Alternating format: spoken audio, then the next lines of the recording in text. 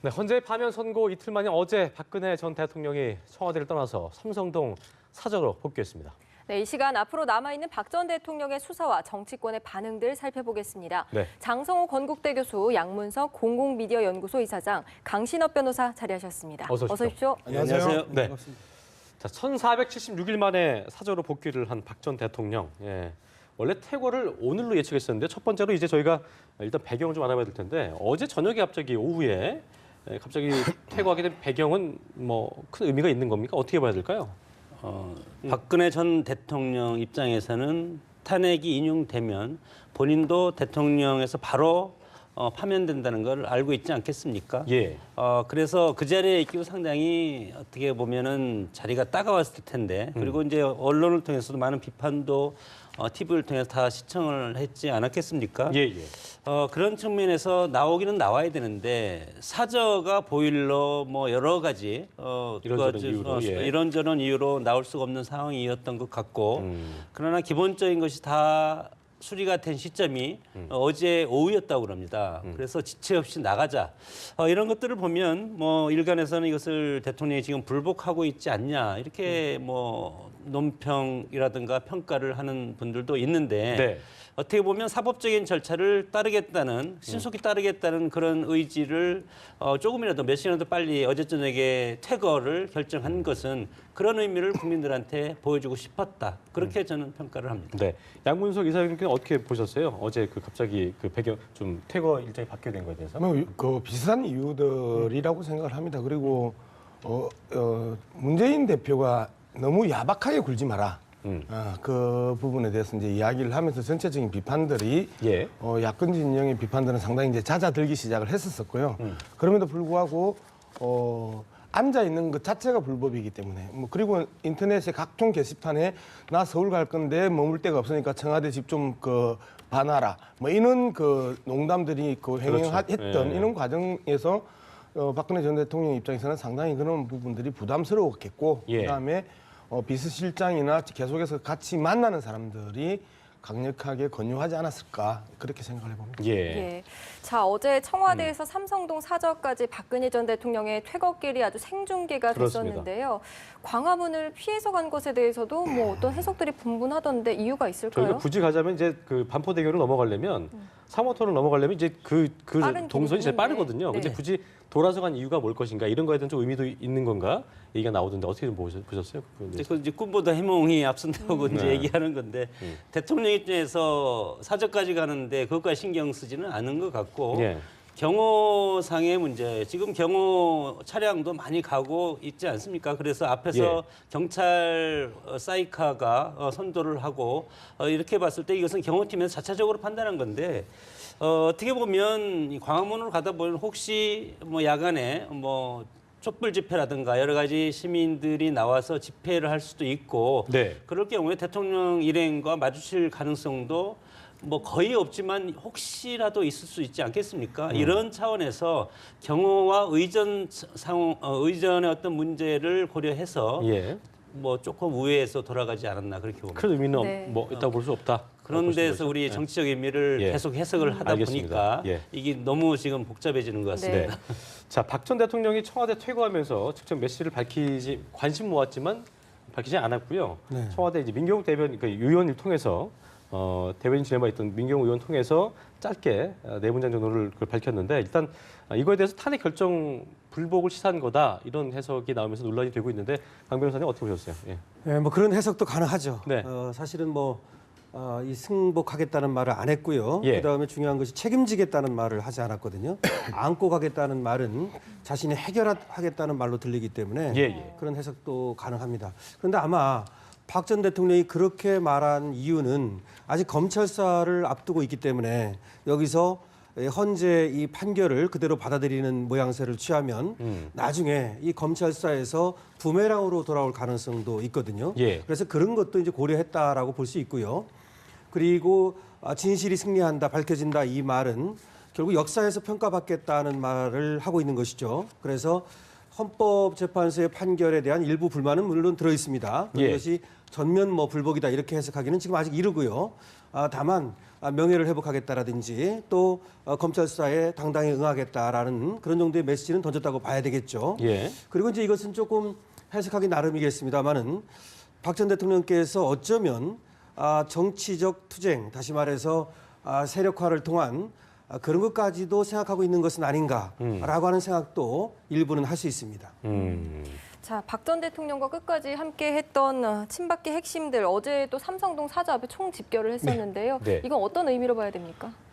뭐 앞서 말씀하셨던 것처럼 승복하지 않는 부분에 대한 그 두 가지 의미가 있는 거죠. 하나는 검찰 수사 대비가 하나가 있고 예. 하나는 친박의 재결집을 통한 이후에 정치적 활로를 모색해 보겠다는 그러한 그 기본적인 노림수들이 깔려 있다고 보고요. 그렇기 때문에 현재 친박을 중심으로 한 핵심 측근들이 한꺼번에 이제 다 모여서 예. 사실상 그동안에 일절 나타나지 않았던 서청원, 윤상현 이런 분들이 이제 다 등장을 하지 않았습니까? 이후에 박근혜 대통령이라는 깃발로 박근혜 대통령이 탄압받는 정치인의 또 희생양으로 이 상징하면서 자신들이 새롭게 정당을 만들고 그 정당을 통해서 정치적 재개를 모색하는 것이 박근혜 대통령 입장에서도 이후에 진실이 밝혀지도록 하겠다라는 이야기나 안고 가겠다는 이러한 이야기들에 함축되어 있던 결정적인 내용은 정치적 재기를 포석한다라는 걸로 볼 수 있겠습니다. 네. 네. 이게 어제 삼성동 사저 앞에 친박계 핵심들도 그렇고 지지자들이 아침부터 왔다는 거에 대해서 그 조응천 의원이 그런 말을 하더라고요. 그러니까 언론도 몰랐는데 지지자들이 어떻게 알고 왔겠냐. 그러니까 뭔가 좀 이렇게 그 연락받고 대기한 거 아니냐 이런 의혹을 제기하기도 했는데요. 이 부분은 어떻게 보셨어요? 그것도 그럴 수도 있다고 봅니다. 아직 정치적 게임이 저는 안 끝났다고 봅니다. 대통령이 명예롭게 뭐 퇴임을 하고 네. 하면은 정치적인 활동보다는 오히려 국민 통합에 이렇게 관심을 많이 갖는 것이 우리 역대 대통령들 아니었습니까? 그러나 박근혜 전 대통령은 이 탄핵을 통해서 조기 하야한 그런 예. 어떤 불명예를 안고 지금 퇴임한 것이기 때문에 어제 어떤 여러 가지 멘트도 아직 법적 싸움은 끝나지 않고 결론은 안 나왔다는 그런 강한 메시지고 그리고 아직은 정치인 아닙니까? 예. 정치적인 어떤 승부수를 던졌다고 봅니다. 이것이 세력 결집을 하든 하지 않든 아직은 본인의 어떤 불명예 이것을 회복하겠다는 강한 의지를 어제 짧은 그 4줄짜리 그 논평으로 이것을 선보였다고 보는데 예. 이것은 물론 이제 앞으로 검찰이라든가 사법적인 그런 절차를 거쳐서 대통령과의 어떤 여러 가지 전직 대통령이지만 박근혜 전 대통령과 사법부와의 어떤 치열한 이런 논쟁을 플러스해서 예. 우리 정치를 보면 보수주의 정체가 가장 강하지 않습니까? 과거에 이제 친노도 마찬가지로 지난번에 패족 선언했다가 지금은 유력한 지금 대선 주자를 배출하고 정당 지지율도 45%까지 올라가는 그렇죠. 이런 지금 한국 정치의 패턴을 보여주고 있기 때문에 적어도 지금 친박도 마찬가지로 어제 그렇게 가서 많이 거기서 뭐 윤상현, 박대출, 조원주, 서청원, 뭐 최경환 뭐 친박의 핵심들은 다 모였지 않습니까? 이런 것들도 마찬가지로 이것은 사법적인 절차는 절차대로 가되 정치적인 것도 같이 엮여서 이 중심에 박근혜 대통령이 현실 정치는 하지 않더라도 박근혜 전 대통령이라는 이런 프레임이 그 한 자리에 잡고 같이 가는 그런 지금 형국이 되어 있습니다. 그래서 이런 것들이 이제 대선과 맞물려서는 상당히 앞으로 혼란스러울 가능성도 있고 네. 향후 정치 과정도 마찬가지로 이런 프레임이 계속할 가능성이 크기 때문에 예. 한국의 정치 패턴이 또다시 과거의 패턴대로 돌아갈 가능성도 있다고 봅니다. 알겠습니다. 네. 저 약간 그 부분에서 좀 이견이 네, 어떤 생각이십니까? 이미 이제는 뭐 정치적으로는 사망 선고를 받은 그 정치인으로서의 박근혜 전 대통령이다. 저는 그렇게 보는 것이고요. 그리고 그 물을 자꾸 거슬러 올라가려고 하는 예. 이러한 그 행태들이 계속 시도는 되고 있으나 결국 현재 탄핵이 8대 0으로 만장일치로 나오는 저는 합의로 나오는 이 결과를 보면서 수많은 이 반격과 역전의 시도들이 다 무산됐다. 그리고 엄청나게 만들어졌던 가짜 뉴스를 가지고 많은 국민들을 현혹시켰던 그 흐름들도 다 무산됐다. 그 다음에 친박 집회가 그제 다르고 어제 다르고 오늘 다를 것이다. 급격하게 동력을 상실해 나갈 것이라는 부분에 있어서도 새롭게 뭔가 저들의 의도는 그렇다 한들 실제 현상적으로 현실적으로 어떠한 정치 세력을 구성하고 구축하고 의미 있는 정치 집단으로서의 한국 내에서의 역할은 불가능하지 않을까 저는 이제 그렇게 생각을 하는 거죠. 예. 네. 그럼에도 자, 불구하고 예. 제가 좀 한 말씀 드리면 지금 박근혜 전 대통령이 던지는 이 프레임은 자신이 정치를 중단당했다고 하는 프레임입니다. 그러니까 외부 세력에 의해서 심지어 그쪽에서 생각하는 것은 불순한 의도에 의해서 정권을 뺏겼다는 그런 어떤 그 프레임을 던질 가능성이 있습니다. 예. 이렇게 되면 이것이 정치의 어떤 완결이 아니라 중단으로 보고 다시 정치를 시작하겠다라고 하는 그런 어떤 메시지를 던지는 것이고 그에 따라서 또 재결집의 가능성도 있는 것이죠. 아까 교수님 말씀하셨듯이 한때 그 노무현을 모셨던 분들이 패족이라고 이렇게 몰렸지만 지금은 다시 살아났지 않습니까? 예. 그래서 정치란 생물과 같기 때문에 그리고 정치는 새 아닙니까? 예. 그래서 박 전 대통령은 새를 모을 수 있는 힘은 있다. 그러면 생물처럼 변하고 따라서 그것을 모색할 것으로 생각은 되는 것이죠. 예. 네. 자, 박근혜 전 대통령의 파면 소식에 박근혜 전 대통령의 박근영 전 유경재단 이사장이 억울하다는 심경을 고백했고요. 박지만 씨도 뭐 누나 걱정을 하는 걸로 알려졌는데요. 이 부분은 뭐 어떻게 봐야 될까요? 끊임없는 이 형제를 보여준 사람들은 박근영과 박지만이었죠. 박근혜 대통령이 아니었단 말이에요. 이 두 사람은 박근혜 전 대통령으로부터 버림받은 형제였고 버림받은 핏줄이었단 말이죠. 이 시점에 있어서 그러면 아무리 형제간에 그 우애가 없었고 남남처럼 그 십수년을 살았지만 그럼에도 불구하고 박근혜 전 대통령이 가장 큰 누나이고 언니인데 저기에 그 탄핵을 당해서 물러나는데 꽃이다 잘 됐다 박수 칠 수는 없는 거잖아요. 상당히 저는 의례적인 그 핏줄로서의 코멘트지 여기에 뭔가의 큰 애정을 갖고 있는 코멘트는 아니다. 저는 그렇게 읽었습니다. 예. 자, 이게 보니까 이제 여야의 차기 대선 주자들 청와대 어떤 이미지 씻기 위해서 앞다퉈서 이제 문통 낮추기에 열을 올리고 있다 이런 분석이 나오고 있는데요. 각 후보들의 어떤 청와대 개편안도 있고요. 공약까지 내걸고 있는데 이 부분은 어떻게 좀 보셨어요? 뭐 소잃고 외양간 고치기도 아니고 예. 청와대를 광화문 정부청사로 옮기겠다 뭐 그런 공약도 지금 좀 앞에 있고 나오고 있는데요. 예. 뭐 각각의 청와대라는 것이 우리 과거 권위주의 정권의 상징이 아니겠습니까? 예. 그것은 무엇이냐면 우리가 헌법을 가지고 있고 헌법에서 움직이는 절차적 민주주의를 진행하고 있는 국가이기 때문에 네. 헌법적인 질서가 가장 중요한 것 아니겠습니까? 그러나 지금 탄핵이 당한 92일 동안 정치권에서 한 것이 뭡니까? 차기 정권 대통령이 누가 될 것인가 그거에 대한 권력투쟁 양상이 훨씬 더 강했지 네. 이런 제도적인 보완을 하려는 것은 저는 별로 보지 못했습니다. 말로는 개헌하자고 하지만 합의가 되지 않은 것은 이것은 뭐 사실은 어떻게 보면은 대화와 타협 그리고 결과가 나와야지 결과라는 것은 입법화로 이것이 뒷받침돼야 되는 것인데 제도적으로 재앙적 대통령의 폐해가 우리 역대 정권의 대통령들의 불행을 지금까지 가져왔고 이런 것들이 지금도 계속되고 있고 앞으로도 계속될 가능성이 상당히 큰 것 아니겠습니까? 네. 박근혜 전 대통령이 지금 탄핵에서 하야를 했지만 다음 대통령이 60일 이내에 뽑혀가지고 청와대에 들어간다고 하더라도 예. 대통령은 깨끗이 한다고 하지만 그 주변 스태프들이 또 이것을 망쳐놓으면 또 다른 탄핵, 제2의 탄핵이 나올 가능성도 있다고 봅니다. 그렇기 때문에 청와대를 줄이고 청와대를 어떻게 하는 것이 중요한 것이 아니고 대통령이 헌법상 지위, 권한 이것을 순수 대통령제, 미국식 대통령제로 간다면 정말 과거에 이승만 대통령이 발췌개헌이나 4.4.5의 개헌을 통해서 대통령의 권한을 상당히 대폭 증가해 놓지 않았습니까? 네. 이것을 대폭 한 50% 정도 대통령의 권한을 빼야 됩니다. 이것이 예. 이제 개헌인데 그러나 개헌에 대해서 정치권, 특히 국회에서 여야가 합의를 하지 못하고 있습니다.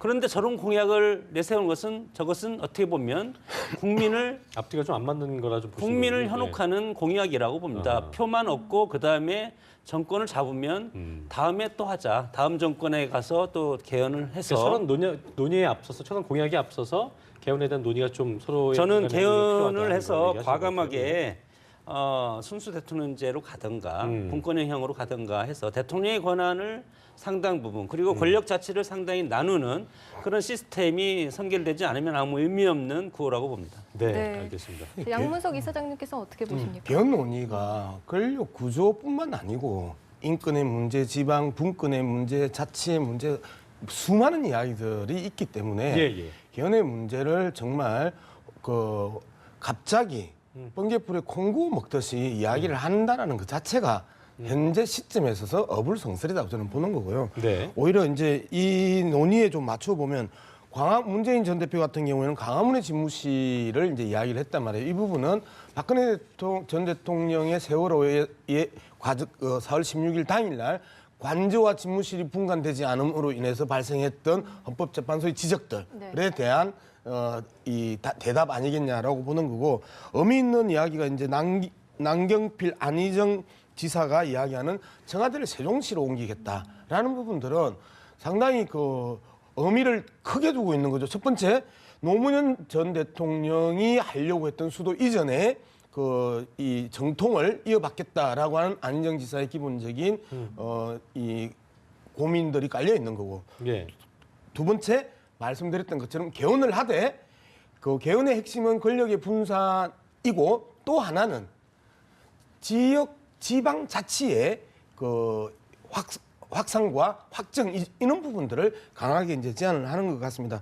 그리고 이재명 시장이 청와대 촛불 혁명 기념관으로 이 이야기는 청와대를 어떻게 하겠다라는 이야기가 아니고 이 상황에서 세종시를 가든 광화문으로 집무실을 분리하는 부분에서는 동의를 하는 것 같아요. 예. 그리고 어떻게 사용할 것인가에 대한 문제로 이제 촛불혁명 기념관 이야기를 한 것 같은데 예. 실제 이 논의가 나올 수밖에 없었던 결정적인 이유는 4월 16일 박근혜 대통령이 세월호 당일날에 8시간에 대한 이야기에 다른 반응 아니겠느냐 이렇게 보는 겁니다. 예, 저도 한 말씀 드리면요. 예, 예. 이런 논의들이 전혀 의미 없는 것은 아닙니다.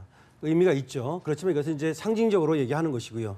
우리가 안창호 재판관의 이 보충 의견을 주목할 필요가 있는데요. 네. 안창호 재판관이 뭐라고 말했냐면 대통령은 민주적 정당성을 가지고 있죠. 국민이 직접 뽑은 그런 어떤 정당성을 가진 네. 대통령이란 말이죠. 그런데 이렇게 파면이 된 것은 권력 행사의 정당성이 문제가 생긴 것이거든요. 즉 권력 취득은 정당하게 했는데 권력 행사를 정당하게 하지 못했다는 거예요. 그러면 우리가 어떤 생각을 가져야 되냐면 집무실도 좋고 세종시도 다 좋은데 국회도 대통령을 견제하지 못했고 권력기관이 대통령을 견제하지 못했으며 비서실은 도대체 무엇을 했냐는 것입니다. 그래서 개헌을 하는 것도 다 좋고 뭐 또 세종시로 옮기는 것도 다 좋지만 각각의 맡은 바 역할을 다 해야 되는 것입니다. 집권당도 우리 당이라 해서 우리 대통령이라 해서 무조건 박수 치면 안 되는 것이고 네. 이번에 여기에 대해서 말이죠. 그러니까 정치인들이 이런 어떤 상징적인 얘기도 의미 없는 것은 아니지만 권력 행사를 어떻게 정당하게 할 것인가 이 부분에 대해서 의견을 모으고 서로 어떤 생각을 가다듬고 발표하고 그럴 필요가 있는 것 같아요. 예, 알겠습니다. 자, 이제 관심이 이제 사저로 박 전 대통령이 사저로 오게 되면서 관심은 아무래도 이제 검찰의 특수본의 수사 어떤 시기, 뭐 속도 이런 부분일 텐데요. 일단 검찰도 불공정 비난을 받아온 만큼 이 2라운드가 시작 민간인 박근혜에 대한 수사가 상당히 관심을 모을 수밖에 없을 텐데 빠르면 이번 주에 어떤 소환될 수 있을까 이런 분석도 있던데 어떻게 좀 예상할 수 있을까요? 이번 주 소환 일정은 발표할 것 같아요. 네, 네. 일정은. 예, 일정은 왜 그러냐면 지금 대선 정국과 맞물려 가지고 예. 이렇게 저렇게 해도 지금 정치적 영향력을 끼친다 이런 얘기를 안 들을 수가 없는데요. 그렇죠. 그렇다면 바로 법과 원칙에 따라서 그렇게 하는 것이 가장 또 얘기를 덜 들을 수 있는 다시 말해서 어떤 비판이라든지 비난을 덜 받을 수 있는 길이거든요. 아마 그렇게 생각할 겁니다. 검찰이. 그래서 지금 이제 남아 있는 것은 대통령 수사가 가장 중요한 거잖아요. 우병우 전 민정수석이라든지 이런 것도 있지만 결국 이제 대통령 수사인데 대면 조사를 어떻게 할 것인가, 그다음에 압수수색을 어떻게 할 것인가, 뭐 이런 문제인데요. 아무래도 바로 발표를 하고 시작은 할 것으로 이렇게 생각은 합니다. 예. 네. 자, 박 전 대통령이 여태까지 말씀하시죠. 이 부분 이제 그러면 과연 박근혜 전 대통령이 수사를 받겠냐? 그러니까 소환에 네. 응하겠느냐? 소환에 네. 응하겠냐라는 이제 문제가 이제 남는단 그렇죠. 말이에요. 예.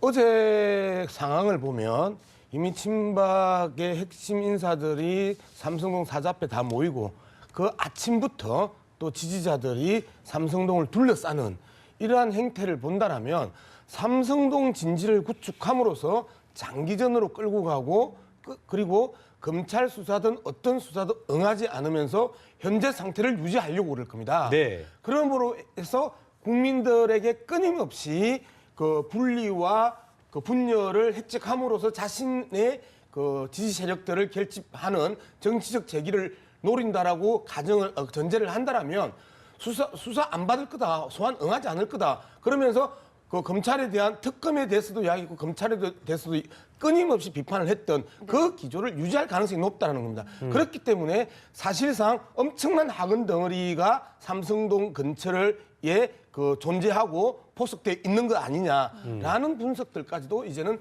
해내므로써 예. 박근혜 전 대통령 지지자들의 무리한 그 불법 탈법적인 그 박근혜 전 대통령의 호의와 옹의 이 문제에 대해서 여론에서 질타해야 된다. 저는 그런 생각을 해요. 그래요. 예. 그러니까 제가 그 강신욱 변호사한테 여쭤보려고 했던 부분인데 일단은 그 진실은 반드시 밝혀진다는 입장을 천명했기 때문에 어떤 향후에 강력한 법적 투쟁을 뭐 시사한 것이다 이런 분석이 나오고 있는데요.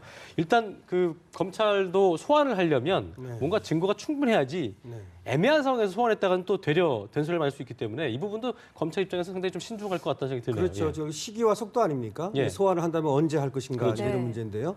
그렇다 그래서 전 대통령을 여러 번 소환하기는 어렵습니다. 그렇죠. 여러 가지 예. 여건상 말이죠. 그런데 지금 조사해야 될 것이 많단 말이죠. 그렇기 때문에 한 번 소환을 하면 압축적으로 하는 수밖에 없어요. 그렇다고 밤을 새워서 하기도 좀 어려울 것이고요. 예.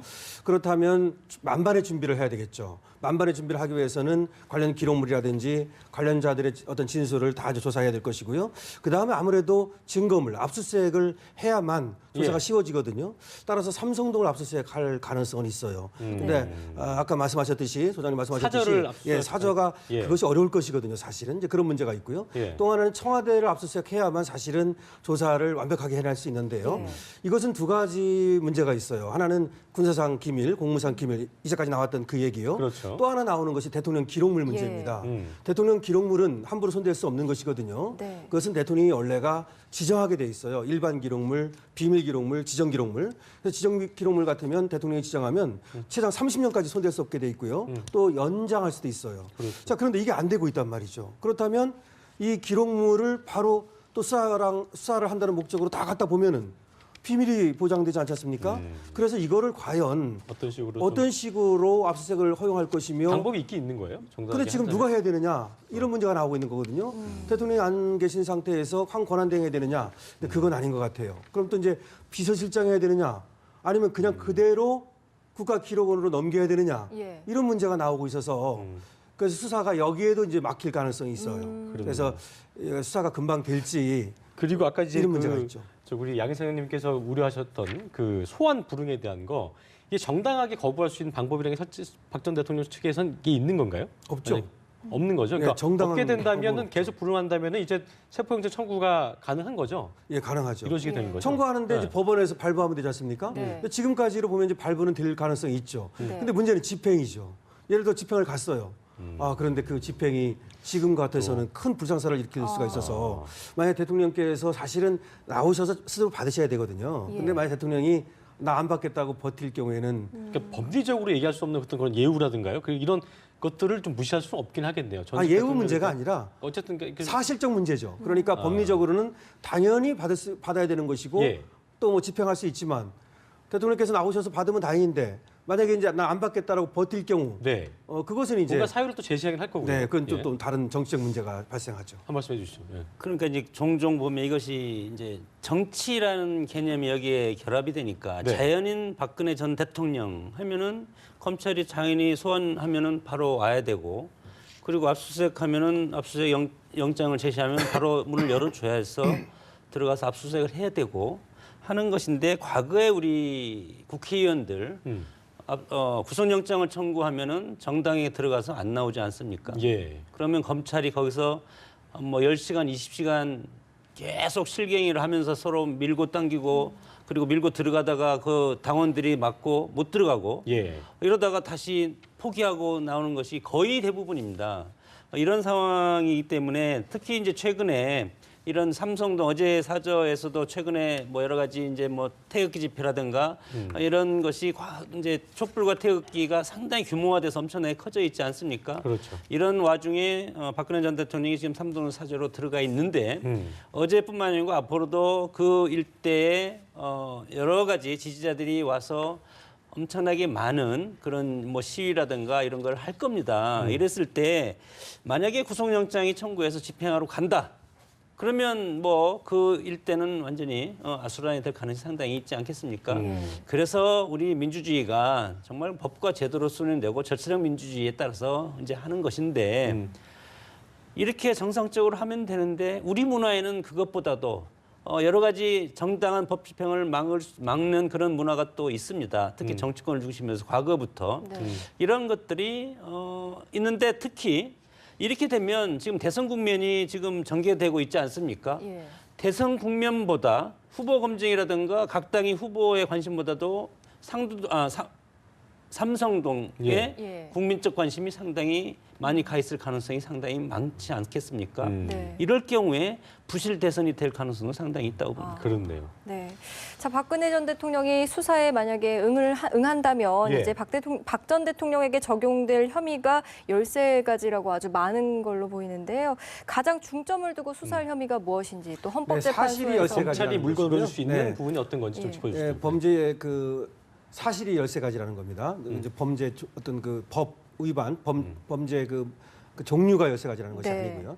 지금 가장 중요한 것은 역시 뭐 헌재에서도 얘기했듯이 결국은 직권남용과 권리행사 방해 문제가 있는 것이죠. 네. 결국 직권을 남용했다는 말은 뭐냐면 권한을 남용했다는 말이거든요. 다시 말해서 대통령이 그렇게 할 수 없음에도 불구하고 권한을 남용해서 공무원들을 시키고 그래서 최순실에게 사익을 추구하는 그 과정에 개입하고 지원하는 거 있잖아요. 예. 그다음에 이제 가장 논란이 되는 부분이 다 아시다시피 뇌물죄죠. 근데 이 뇌물죄에 대해서는 검찰도 뇌물죄로 보지 않고 직권남용과 권리행사 방해로 봤죠. 근데 헌법재판소에서도 이걸 뭐라고 봤냐면 뇌물죄 부분은 아예 판단을 안 했어요. 네. 이 5가지 중에서 한 가지를 제외하고 4가지만 판단을 한 겁니다. 그렇게 하기로 결정을 했던 거예요. 헌법재판소 재판관들이 말이죠. 그것도 여쭤보고 싶은데 판단 안 한 이유는 어떤 겁니까? 아, 그거는 초기에 말이죠. 헌재 재판관들 사이에 1단계에서 이 평의를 하는 과정에서 이 뇌물죄를 두고 이견이 강하게 부딪힌 거예요. 그래가지고 이 뇌물죄는 성립될 수 있다 없다 아니면 판단 대상이 아니다 그래가지고 근데 제 얘기는 강하게 세월호 부딪혔기 같은 때문에 경우는 판단 대상이 아니라고 얘기를 했는데 굳이 적시할 수 있지 않나 싶은 생각이 드는데 그거는 왜 안 그랬다는 게 좀 의아하더라고요. 그렇죠. 예. 그럼에도 불구하고 뇌물죄는 그 당시까지도 특검에서 조사한 거고 검찰이 조사했던 것도 아니고 특검 자료는 넘어오지도 않았고 예. 그러다 보니까 이 뇌물죄를 얘기하면 끝도 없어진다. 다시 말하면 1년 다 간다. 이런 얘기가 나온 거예요. 그래서 그럼 이 부분을 빼고 나머지를 갖고 판단해 보자. 이렇게 합의가 됐던 거죠. 예. 근데 헌법재판소 결정문에 어쨌든 이 부분을 빼긴 했지만 어떤 말을 했냐면 재산권 침해라는 말을 하면서 그러다 예. 기업의 경영권을 침해했다. 이 침해라는 말을 썼거든요. 네. 그렇다는 것은 물론 뇌물죄 부분을 명확하게 판단한 것은 아니지만 헌법재판소 부분에서도 뇌물죄를 인정한 것은 아니란 말이죠. 예. 안 했다고도 볼 수 없지만 사실은 뉘앙스는 아닐 수도 있다는 것을 보여준 거기 때문에 다시 말하면 이 뇌물죄를 두고는 검찰과 특검과 헌법재판소가 다 의견이 조금씩 다른 거예요. 예. 그래서 여기에 대한 어떤 수사가 굉장히 이제 그 대통령을 수사해야 되지 않습니까? 이 뇌물죄를 가지고 이 부분이 이제 큰 수사가 되겠죠. 네. 아까 뭐 저희 여쭤보려고 했던 부분인데 청와대 기록물을 대통령 기록물로 지정해 보려면 이제 수사가 불가능한데 아직 아까 말씀하신 게 황대행은 물론 대통령 권한 대행이 하지만 그걸 대통령 기록물로 지적할 수 있는 권한은 없다고 봐야 된다 이렇게 예, 보신다는 대통령 거죠? 기록물 관리법에 의하면 대통령이 지정해서 이관하도록 돼 있어요. 예. 근데 여기 이렇게 대통령이 파면돼서 문제가 생기는 그거에 경우는 대한 법조는 없나요? 상정을 하지 않았어요. 이 법에 없어요. 그러니까. 근데 이 대통령 기록물이 중요한 게 뭐냐면요. 사생활에 대한 기록은 최장 30년 동안 봉인하도록 돼 있어요. 사생활에 대한 거. 그러면 이 대통령의 사생활은 대통령 본인이 하는 거예요. 그러니까 본인이 그래서 지정하는 겁니다. 이거를. 네. 그래서 원래는 이렇게 거리되지 않았으면 그 6개월 전부터 시작을 해요. 대통령이 계실 때. 그래서 시작을 해가지고 넘기고서 물러납니다. 이렇게 돼야 되는데 지금 갑자기 물러나는 바람에 그렇다면 권한대행이 할 수 있느냐? 물론 대통령 권한대행이니까 대통령이 할 수 있는 일을 할 수 있는 거 아니냐? 이렇게 해석할 그 수도 직무 있지만 정지 상태 때는 할 수 없는 건가요? 없는 건가요? 그게. 그거는 이제 또 거기에 대한 네. 법은 없는 거죠. 그러니까 그 청와대에 있는 동안에 네. 직무 정지 상태에서 청와대 내에 있을 때 그거를 미리 처리하지 않았겠나 이런 의혹도 있더라고요. 아니 그래서 그거는 네. 이제 대통령이 다시 복권될 수도 있는데 직무가 살아날 수도 있는데 하려고를 안 했겠죠. 예. 그런 문제가 있어서 사실은 굉장히 어려운 부분이고요. 그래서 아까 말씀드렸듯이 그냥 국가 기록원으로 다 넘겨야 된다. 예. 이런 설도 있고 예. 또는 그냥 비서실장 해야 되는 게 아니냐. 뭐 이런 얘기도 있고 이거 굉장히 어려운 문제입니다. 그러니까 특수본의 압수수색 그 시도가 있게 된다면 이 부분이 분명히 또 예, 논란이 어려운 될 수 있는 문제입니다. 부분이겠네요. 그래서 지난번에 정부에서는 이 관련 TF를 구성을 해서 네.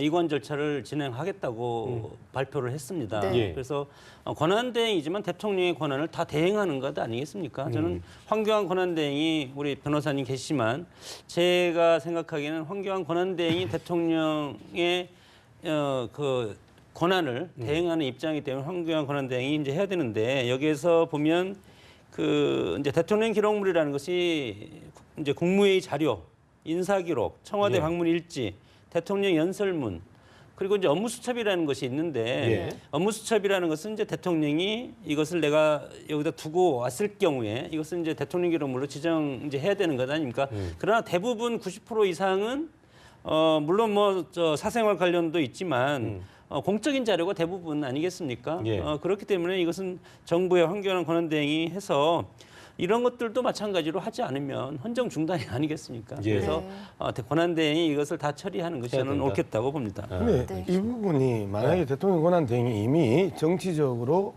이미 쟁점이 된 사안입니다. 쟁점이 된 사안이고 대통령 권한 대행이 이 부분들을 자의적으로 결정을 하면 또 다시 다음에 정권을 잡은 사람이 똑같이 예. 반대로 풀 수도 있는 부분이거든요.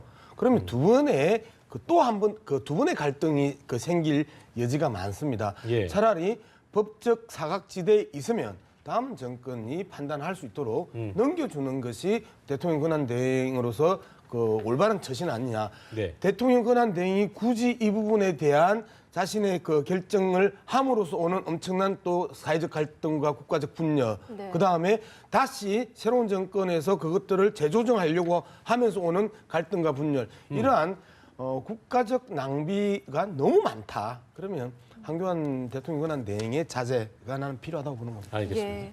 자, 오늘 이제 여론조사 결과가 나왔습니다. 네. 대선주자 여론조사 결과 나왔는데 문재인 전 민주당 대표가 큰 격차로 선두를 유지하긴 했는데 상승세는 좀 주춤한 것 같고요. 네, 그렇습니다. 안희정 충남지사 또 안철수 전 대표 대선 주자들은 소폭 상승한 걸로 보입니다. 황교안 대통령 권한대행은 또 한 자릿수로 내려갔어요. 네. 어떻게 해석을 하십니까?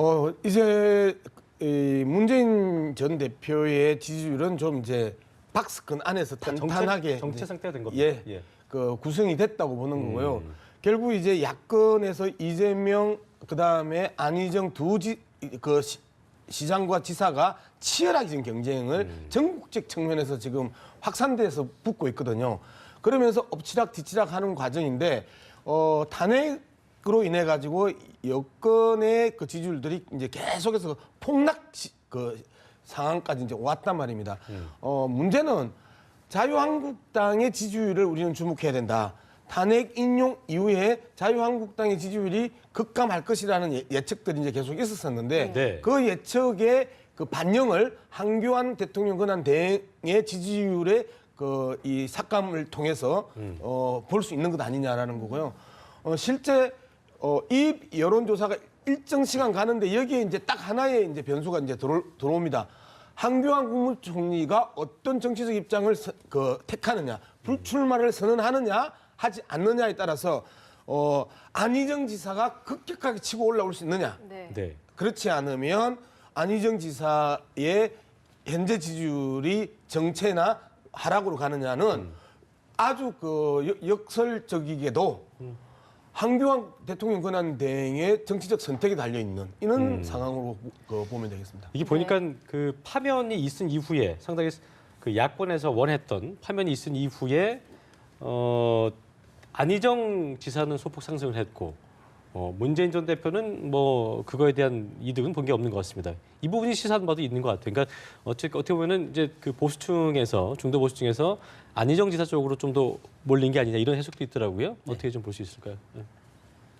그 대연정이라는 카드를 꺼내는 것은 문재인 전 대표가 약한 부분을 치고 들어간 네. 선거 전략이었다고 봅니다. 네. 그런 어떻게 보면 그것이 선언 발언 이런 것들로부터 해서 선명성 있는 지지자들한테 상당히 비판을 받은 것이 예. 안희정 지사 아니겠습니까? 예. 이런 상황에서 선거는 조직과 이슈인데 이슈 면에서는 안희정 지사가 상당 부분 이슈의 선점은 성공했다고 보는데 예. 결국은 대선은 상대당 후보와 싸워서 이기는 것이 목적 아니겠습니까?